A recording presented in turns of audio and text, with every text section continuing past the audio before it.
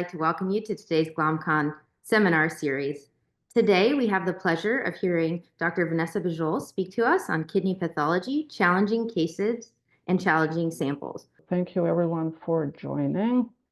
And this was a little bit of a last-minute kind of like assignment for me. And I kind of like put together some cases that bothered me in the last several months. So they're all relatively recent cases. I would say the last 2-3 months at most. So most of them are just challenging cases, but I do struggle with challenging samples, and I think this is something that all renal pathologists are struggling with lately, as the samples are getting smaller and smaller. But I think at the end, we'll just end up discussing some of the other challenges that I had with particularly the first 3 cases. So let's start with this one. It's relatively straightforward history, 65-year-old with nephrotic syndrome, and found to have IgG lambda on SPEP and immunofixation with increased free lambda light chains in serum. So this is, like my 2-liner that I like to always provide. Proteinuria was first discovered in May this year, and he was found to have 8 grams of proteinuria. Albumin kind of like started to trend down, and albumin to creatinine ratio was 3.5 grams per gram.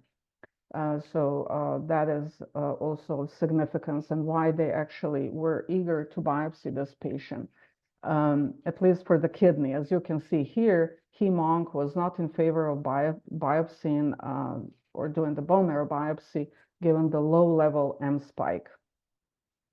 So creatinine was normal, renal function normal, other workup negative.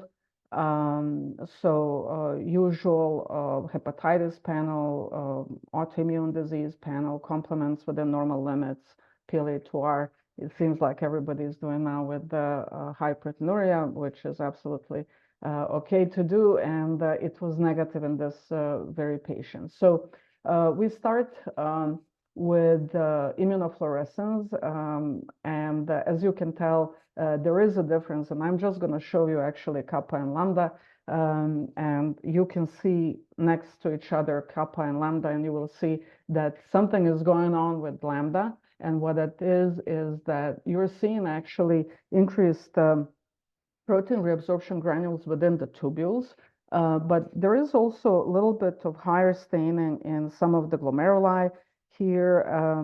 And on this image, you also see that just in general background is higher for lambda, but you see also, apart from protein reabsorption granules in tubules, you see some staining in the vasculature, and there was a little tiny segmental staining in some of the glomeruli.